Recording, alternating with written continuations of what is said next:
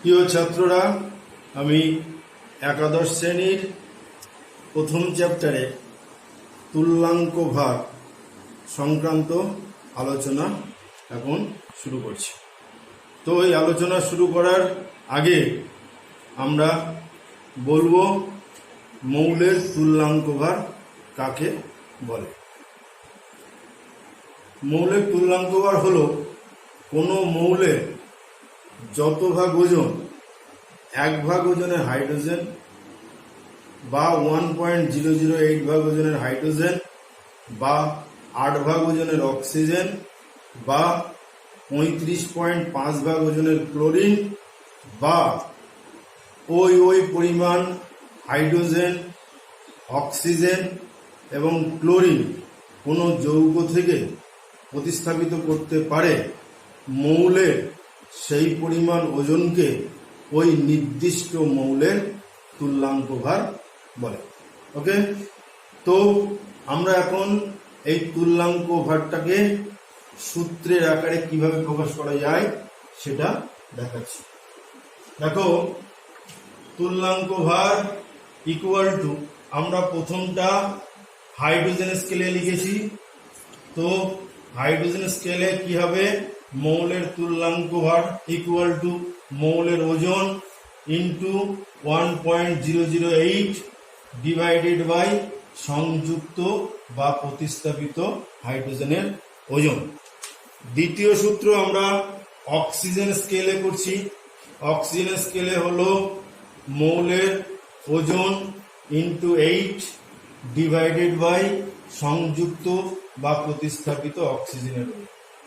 এবার যদি আমরা ক্লোরিন স্কেলে করি তাহলে আমরা বলতে পারি মৌলের ওজন গুণ 35.5 ডিভাইডেড বাই সংযুক্ত বা প্রতিস্থাপিত ক্লোরিনের ওজন। ওকে, এই তিনটে সূত্র প্রয়োগ করে বা অ্যাপ্লাই করে আমরা কোনো একটা নির্দিষ্ট মৌলের তুল্যাঙ্ক ভার নির্ণয় করতে পারি। তো আমরা একটু কয়েকটা যৌগের মধ্যে এই মৌলের তুল্যাঙ্ক ভার কিভাবে নির্ণয় করা হয় সেটা এবার আলোচনা করছি। এখন তোমাদের প্রশ্ন আসতে পারে যে স্যার, এই তুল্যাঙ্ক ভারের সংজ্ঞায় হাইড্রোজেন, অক্সিজেন এবং ক্লোরিন এই তিনটে মৌলকে রেফারেন্স হিসাবে নেওয়া হয়েছে কেন?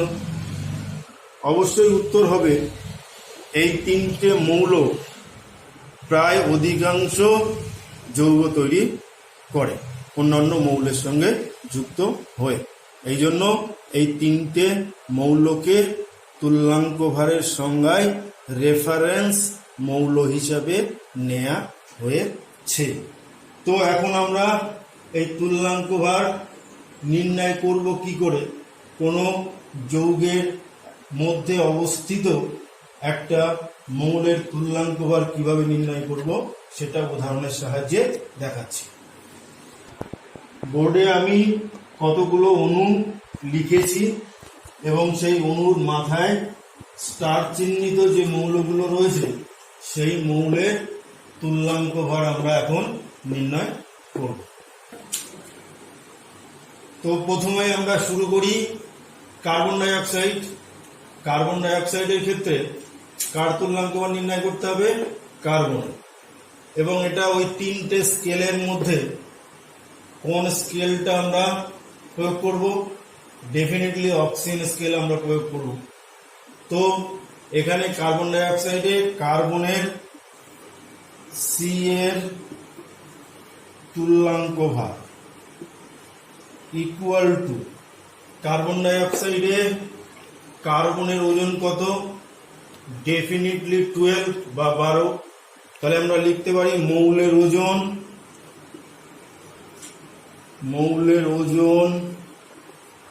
গুণ 8 বাই সংযুক্ত বা প্রতিস্থাপিত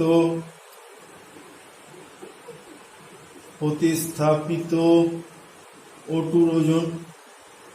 তো এখানে মৌলের ওজন হচ্ছে 12, যার তুল্যাঙ্ক ভার নির্ণয় করব। সেক্ষেত্রে আমরা লিখতে পারি 12 গুণ 8 ডিভাইডেড বাই সংযুক্ত, এখানে অক্সিজেন সংযুক্ত আছে, সুতরাং অক্সিজেনের ওজন এখানে হবে 32, ডেফিনিটলি 32। তো কাটাকাটি করলে 4 8 32, 3 4 12 ইকুয়াল টু 3। সুতরাং কার্বন ডাই অক্সাইডের কার্বনের তুল্যাঙ্ক ভার 3। সিমিলারলি একই রকম ভাবে যদি আমরা ক্যালসিয়াম অক্সাইডের তুল্যাঙ্ক ভার নির্ণয় করার জন্য ক্যালসিয়ামের তুল্যাঙ্ক ভার নির্ণয় করি, তাহলে আমরা এই অক্সিজেনের সূত্রটা বসিয়ে দেব। ক্যালসিয়াম দের 2 ভাগ ইজ ইকুয়াল টু মৌলের ওজনের জায়গায় ক্যালসিয়াম 40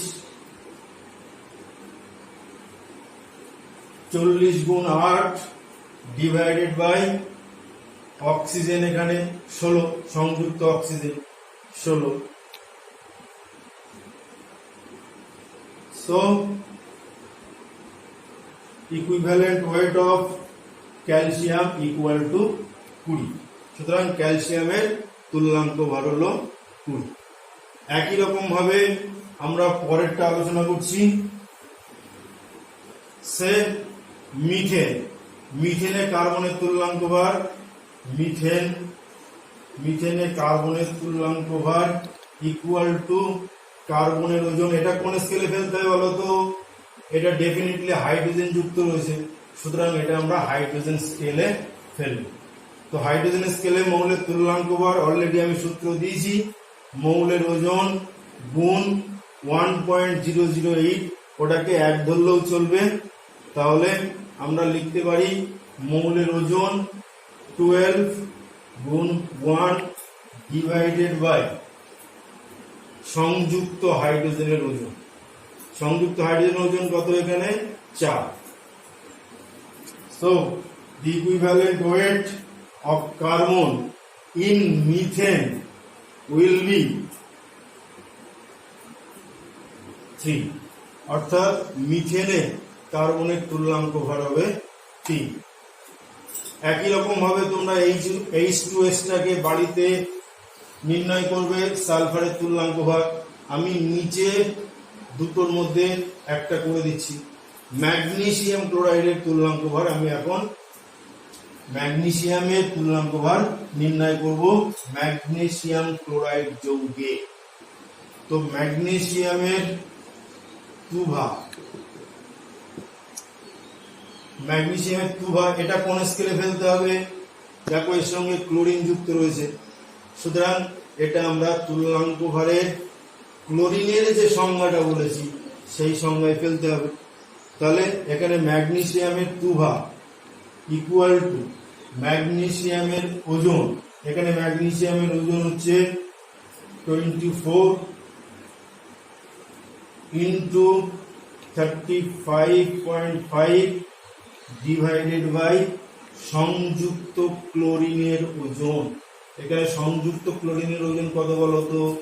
এটা একটা ক্লোরিন অণু হিসাবে রয়েছে, ক্লোরিন পারমাণবিক ওজন হচ্ছে 35.5, সুতরাং এখানে ক্লোরিনের মোট ওজন হবে 2 into 35.5। this cancel, that's equal to 12. So the equivalent weight of magnesium in magnesium chloride will be 12, অর্থাৎ ম্যাগনেসিয়াম ক্লোরাইডে ম্যাগনেসিয়ামের তুল্যাঙ্ক ভার 12। ওকে, তো তোমাদের টাস্কের জন্য এই ক্যালসিয়াম ক্লোরাইডটা দেয়া হলো, তোমরা এটা নির্ণয় করবে। আমি আর একটা এক্সাম্পল দিচ্ছি, সেই এক্সাম্পলটা তুল্যাঙ্ক ভার নির্ণয় করার ক্ষেত্রে অ্যাপ্লাই করা হবে। দেখা যাক, একটা ইকুয়েশন লিখি, Zn plus H2SO4 equal to কি হবে? ZnSO4 plus H2। ওকে, তো এখন আমরা জিঙ্কের তুল্যাঙ্ক ভার নির্ণয় করব। কিভাবে জিঙ্কের তুল্যাঙ্ক ভার নির্ণয় করব? এখানে দেখো, এই যে হাইড্রোজেনটা প্রতিস্থাপিত হয়েছে, এই হাইড্রোজেনটা কত গ্রাম প্রতিস্থাপিত হয়েছে? 2 গ্রাম।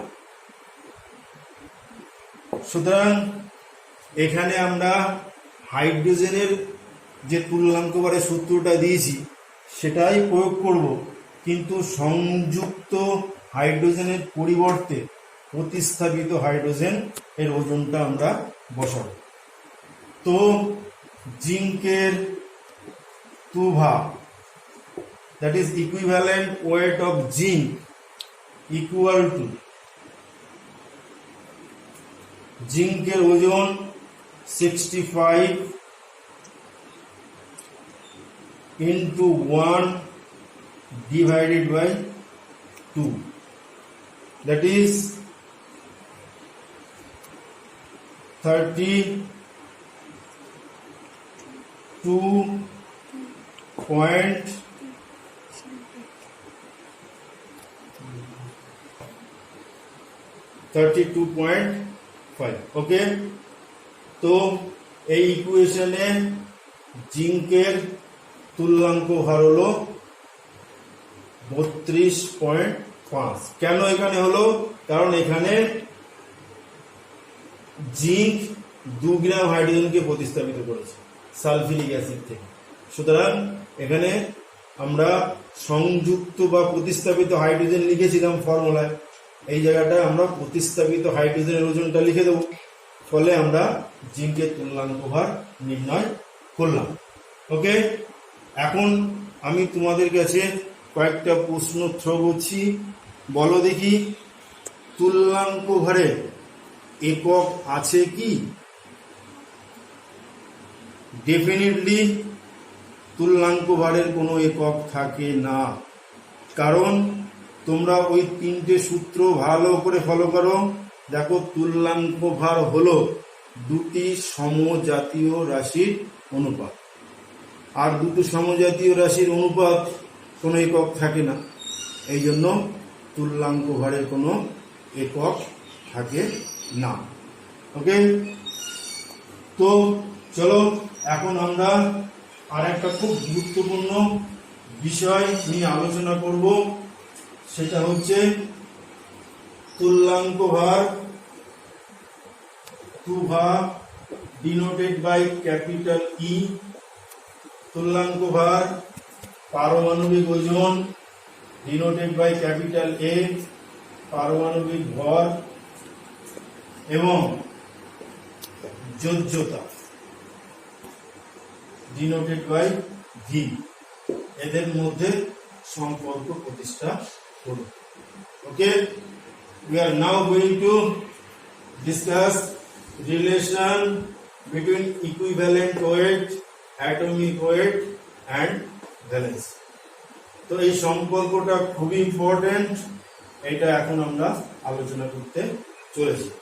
আমি যে পদ্ধতিটা আলোচনা করব সেটা হচ্ছে অক্সিজেনের সঙ্গে যুক্ত হয়ে যৌগ হওয়ার ফলে যে পদ্ধতি, সেই পদ্ধতিটা নিয়ে আলোচনা করছি। তোমাদের একটা হাইড্রোজেন পদ্ধতিও রয়েছে, আমি অক্সিজেন পদ্ধতিটাই আলোচনা করছি।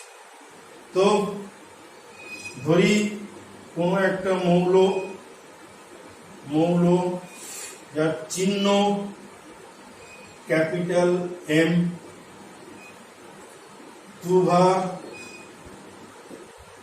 ই, ফাগু এ, এবং যোজ্যতা ইকুয়াল টু ভি, আমরা এইগুলো ধরে নিব। এখন এই মৌল দ্বারা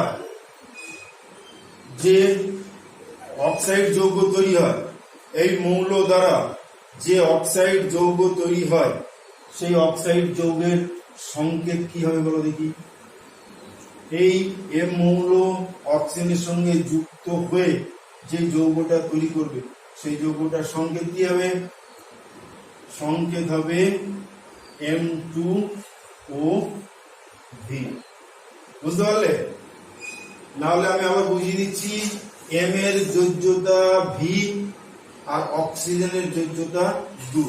সুতরাং সংকেত দেখার সময় আমরা একটা মৌলের যোজ্যতা অপর মৌলের পাশে লিখি, সেই জন্য এটা M2OV হয়েছে সংকেত।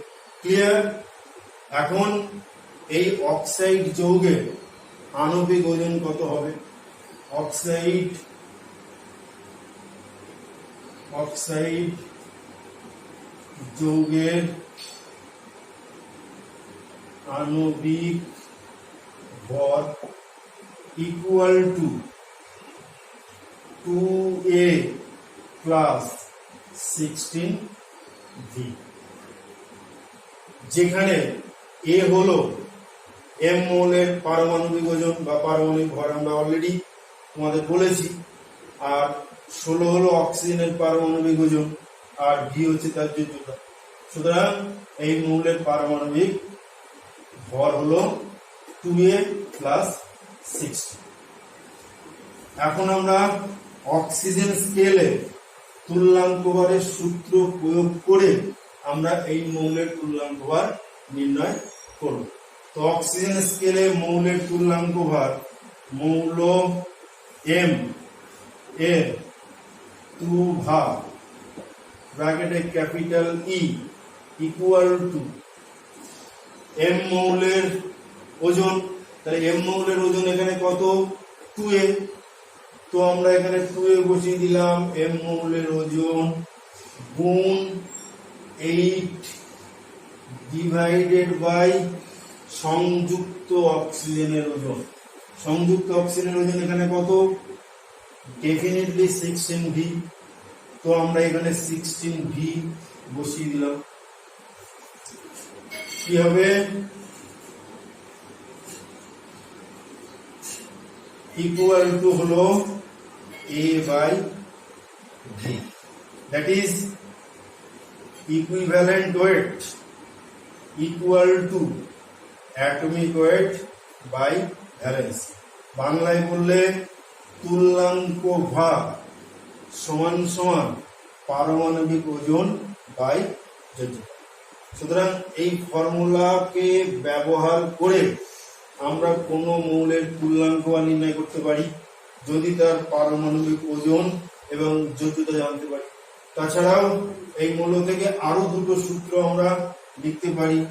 A equal to E into V, আবার V equal to A by E। Okay, তাহলে এই ফর্মুলাগুলো দিয়ে আমরা কোন মৌলের তুল্যাঙ্ক ভার, পারমাণবিক ওজন এবং যোজ্যতা নির্ণয় করতে পারি যদি বাকি দুটো রাশি আমরা জানতে পারি। ওকে, ক্লিয়ার ব্যাপারটা?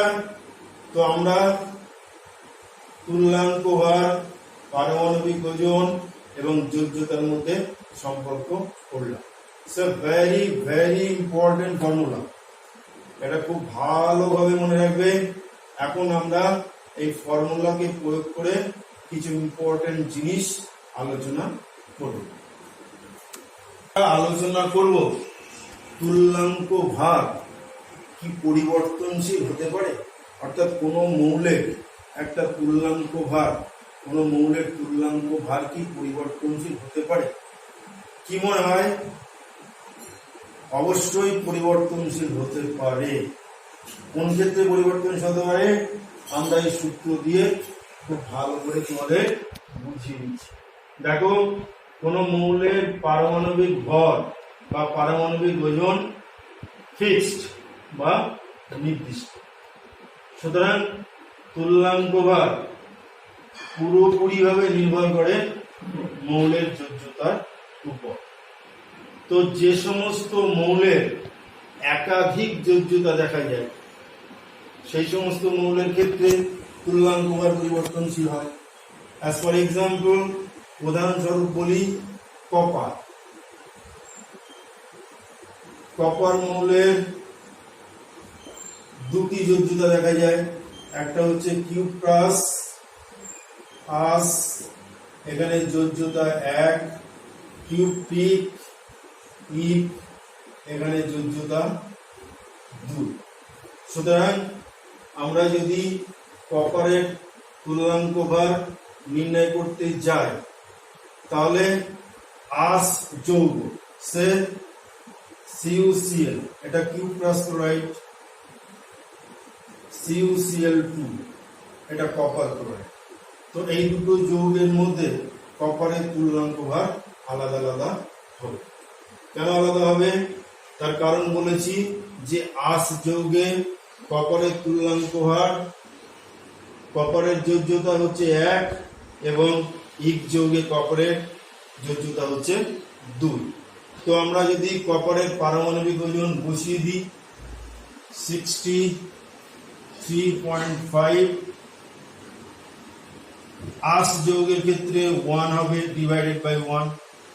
সুতরাং কপারের যখন যোজ্যতা 1 হবে অর্থাৎ আস যৌগের ক্ষেত্রে কপারের তুল্যাঙ্ক ভার হবে 63.5, আর ইক যৌগের ক্ষেত্রে কপারের তুল্যাঙ্ক ভার কত হবে?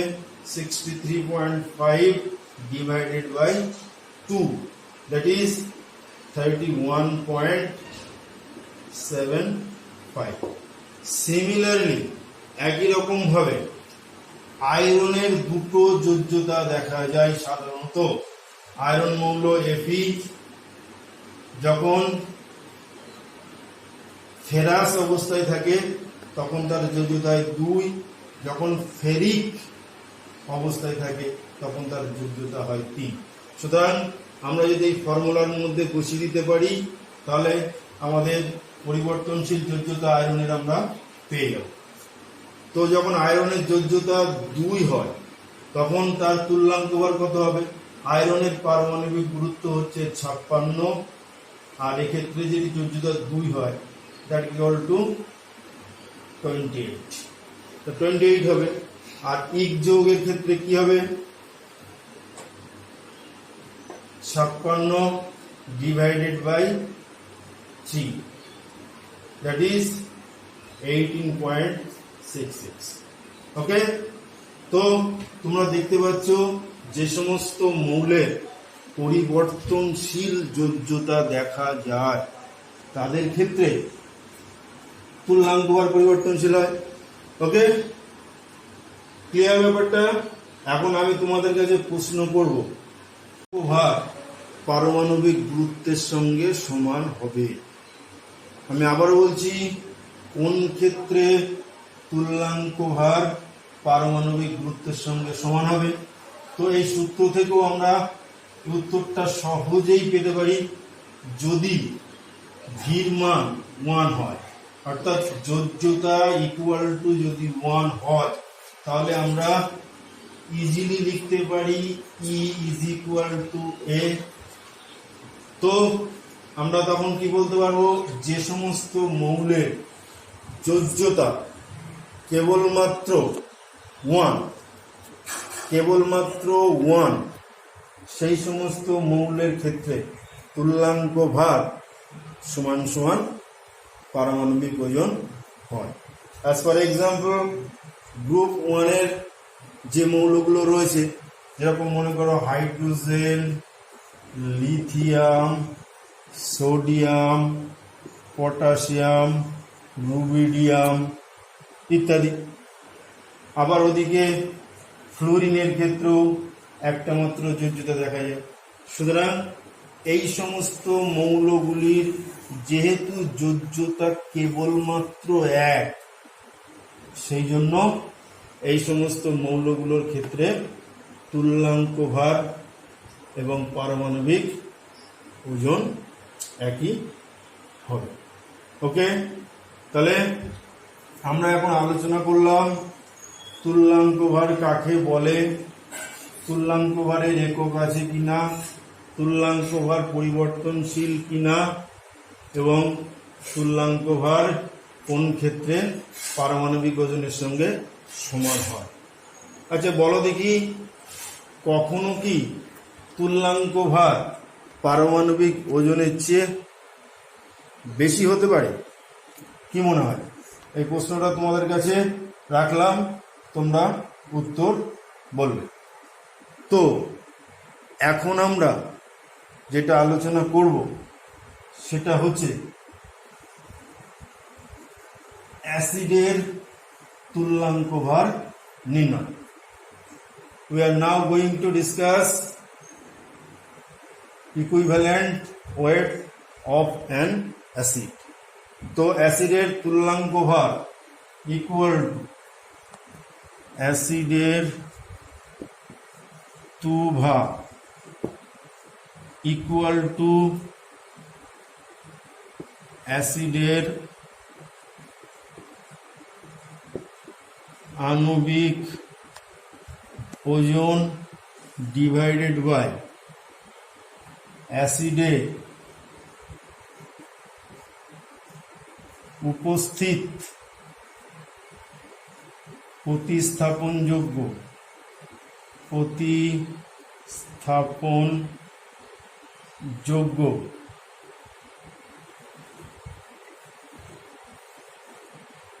প্রতিস্থাপনযোগ্য হাইড্রোজেন পরমাণুর সংখ্যা, হাইড্রোজেন পরমাণুর সংখ্যা বা অ্যাসিডের ক্ষারগ্রাহিতা। ওকে, এটা খুব ইম্পর্টেন্ট ফর্মুলা, ভালো করে খেয়াল করবা। অ্যাসিডের তুল্যাঙ্ক ভার ইকুয়াল টু অ্যাসিডের আণবিক ওজন ডিভাইডেড বাই অ্যাসিডে উপস্থিত প্রতিস্থাপনযোগ্য হাইড্রোজেন পরমাণুর সংখ্যা। এখন তোমাদের প্রশ্ন আসতে পারে, প্রতিস্থাপনযোগ্য হাইড্রোজেন পরমাণু কাকে বলে? তোমাদের একটা উদাহরণ দিয়ে বোঝাই।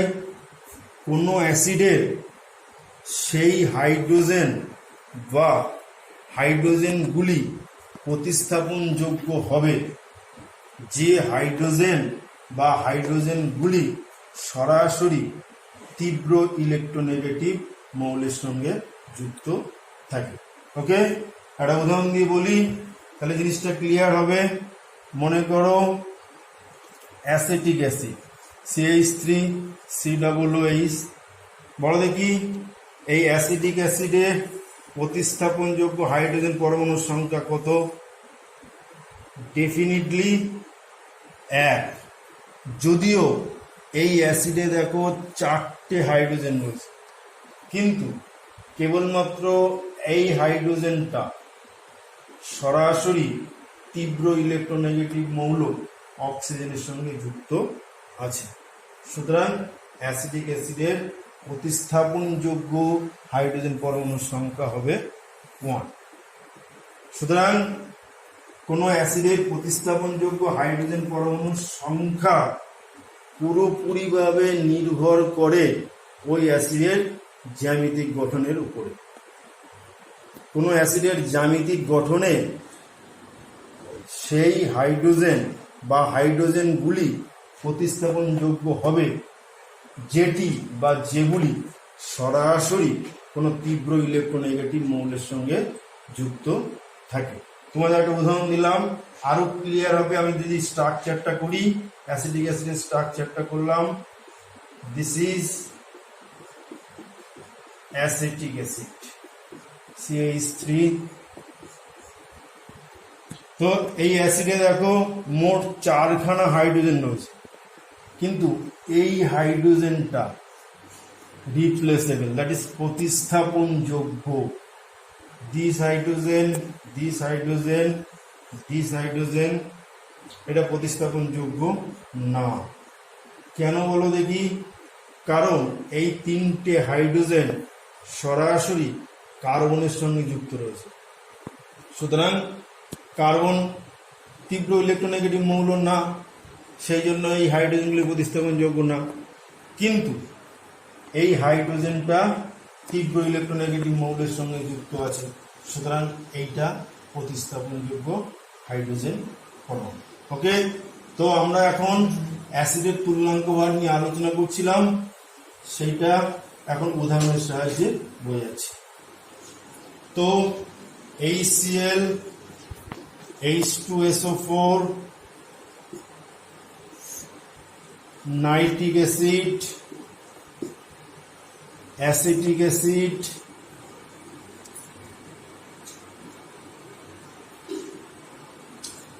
H3PO4, আমি বোর্ডে কয়েকটা উদাহরণ দিলাম, H3PO3,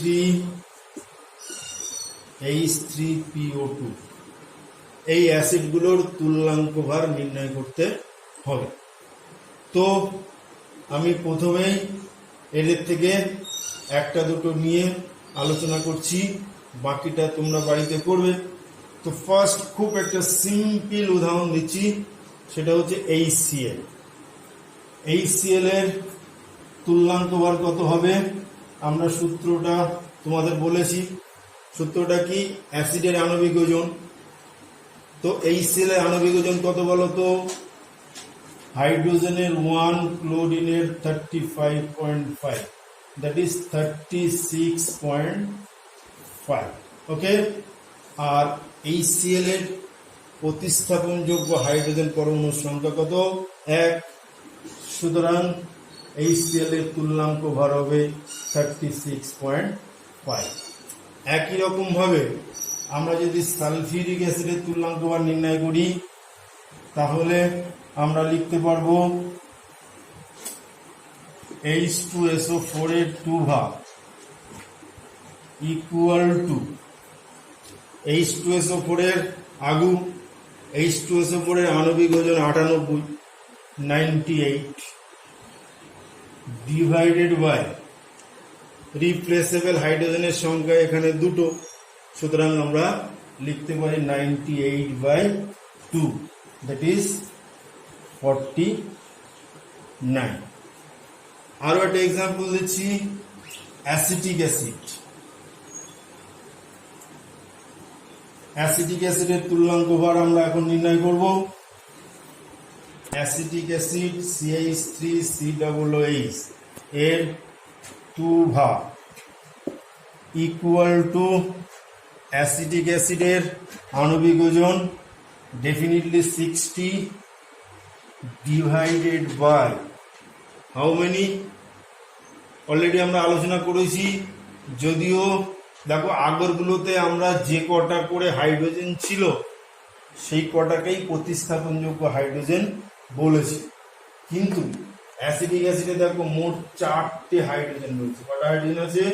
মোট 4টে হাইড্রোজেন রয়েছে, কিন্তু এখানে প্রতিস্থাপনযোগ্য হাইড্রোজেনের সংখ্যা কত? ডেফিনিটলি 1। সুতরাং অ্যাসিটিক অ্যাসিডের তুল্যাঙ্ক ভার হবে 60 ডিভাইডেড বাই 1, দ্যাট ইজ 60। ওকে, একই রকম ভাবে তোমাদের আরো 3টে অ্যাসিডের তুল্যাঙ্ক ভার নির্ণয় করার জন্য টাস্ক দিলাম। সেই টাস্কটা আমি লিখছি, H3PO4, H3PO3, H3PO2। Phosphoric acid বা অর্থোফসফরিক অ্যাসিড, ফসফরাস অ্যাসিড এবং হাইপোফসফরাস অ্যাসিড। এখন আমি তোমাদের কাছে প্রশ্ন রাখলাম, দেখো এই তিনটে অ্যাসিডেই 3টে করে হাইড্রোজেন আছে, তাহলে কি প্রত্যেকটাতে কি প্রতিস্থাপনযোগ্য হাইড্রোজেন পরমাণুর সংখ্যা 3টে করে হবে? কি মনে হয়? ডেফিনিটলি না। কারণটা কি? কারণটা হচ্ছে এই অ্যাসিডের গুলিতে প্রতিস্থাপনযোগ্য হাইড্রোজেন পরমাণুর সংখ্যা সম্পূর্ণভাবে নির্ভর করে এদের জ্যামিতিক গঠনের উপর। তো সহজে মনে রাখার জন্য তোমাদের একটা টিপস দিচ্ছি। টিপসটা হলো, যে সমস্ত অ্যাসিডগুলো খুবই তীব্র,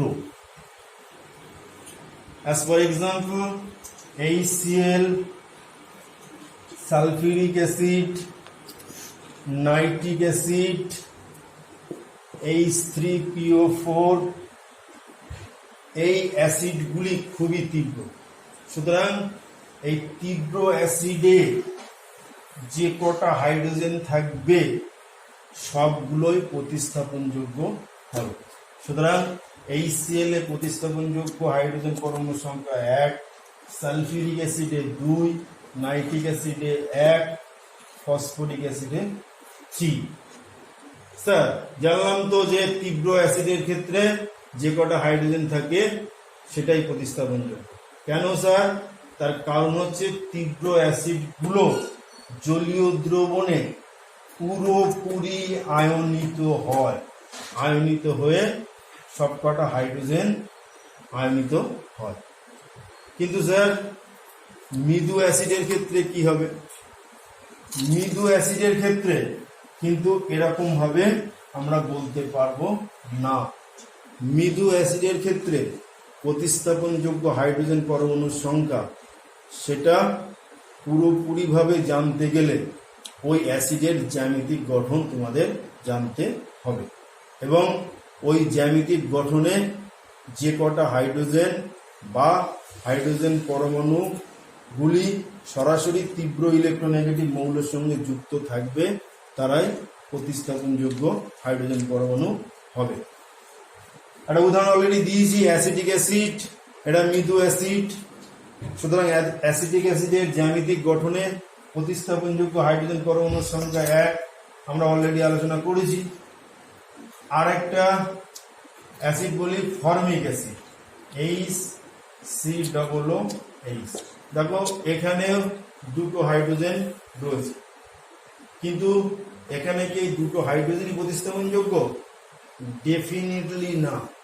তার কারণ এই অ্যাসিডের যদি আমরা জ্যামিতিক গঠন করি, that is HCOOH, this hydrogen is replaceable, অর্থাৎ এই হাইড্রোজেনটাই প্রতিস্থাপনযোগ্য। This hydrogen is not replaceable, মানে এই হাইড্রোজেনটা প্রতিস্থাপনযোগ্য না, কারণ this hydrogen is directly linked to carbon, which is not electronegative. Okay, so the replaceable hydrogen of formic acid is 1. formic acid এর প্রতিস্থাপনযোগ্য hydrogen পরমাণুর সংখ্যা হলো 1. Similarly, H3PO4, H3PO3, H3PO2, এদের যদি আমরা জ্যামিতিক গঠন একটু দেখি তাহলে আমরা সহজেই বুঝতে পারবো যে প্রতিস্থাপনযোগ্য হাইড্রোজেন পরমাণুর সংখ্যা কত। তো আমি এখন এদের জ্যামিতিক গঠনগুলো করছি। This is phosphoric acid,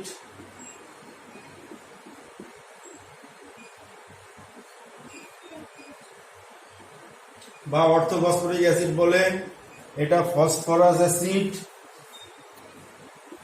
phosphorus acid,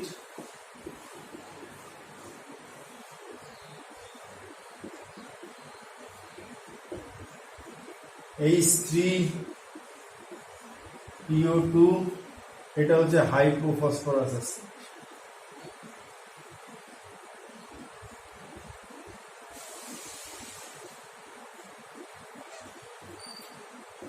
H3PO2। তো এবার বলো দেখি এদের প্রতিস্থাপনযোগ্য হাইড্রোজেন পরমাণুর সংখ্যা কত করে হবে? ডেফিনিটলি এই অ্যাসিডটার ক্ষেত্রে H3PO3, এই অ্যাসিডটার ক্ষেত্রে প্রতিস্থাপনযোগ্য হাইড্রোজেন পরমাণুর সংখ্যা কত হবে? তার আগে আমরা এইটা নিয়ে আলোচনা করছিলাম। এখানে দেখো তিনটে হাইড্রোজেনই তীব্র ইলেকট্রোনেগেটিভ মৌল অক্সিজেনের সঙ্গে যুক্ত। সুতরাং এর প্রতিস্থাপনযোগ্য হাইড্রোজেন পরমাণুর সংখ্যা হচ্ছে 3। এটার ক্ষেত্রে দুটো হাইড্রোজেন সরাসরি অক্সিজেনের সঙ্গে যুক্ত, সুতরাং এর প্রতিস্থাপনযোগ্য হাইড্রোজেন পরমাণুর সংখ্যা হবে 2। আর এটার ক্ষেত্রে কেবলমাত্র একটা হাইড্রোজেন সরাসরি তীব্র ইলেকট্রোনেগেটিভ মৌলের সঙ্গে যুক্ত আছে, সুতরাং এর প্রতিস্থাপনযোগ্য হাইড্রোজেন পরমাণুর সংখ্যা হবে 1। সুতরাং আমরা সহজেই বলতে পারি যে কোনো অ্যাসিডে যে কটা হাইড্রোজেন থাকবে সবকটাই প্রতিস্থাপনযোগ্য হয় না, সেটা নির্ভর করে তার জ্যামিতিক গঠনের উপর। পার্টিকুলারলি এই 3টে অ্যাসিড নিটেও খুব দেয়, এইচএসে দেয়। সুতরাং তোমাদের খুব সহজে মনে রাখার জন্য একটা উপায় বলছি।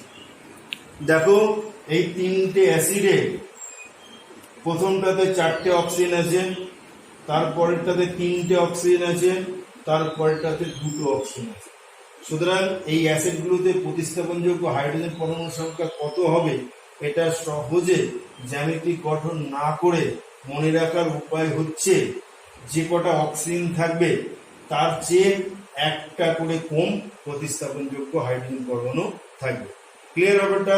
তাহলে দেখো এখানে 4টে অক্সিজেন রয়েছে, প্রতিস্থাপনযোগ্য হাইড্রোজেন 3।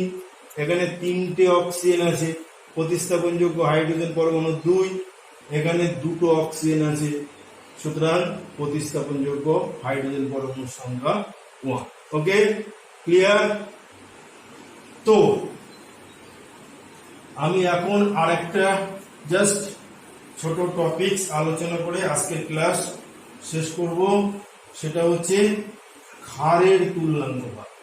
ক্ষারের তুল্যাঙ্ক ভার equal to ক্ষারের Tuva equal to ক্ষারের ওজন ডিভাইডেড বাই প্রতিস্থাপিত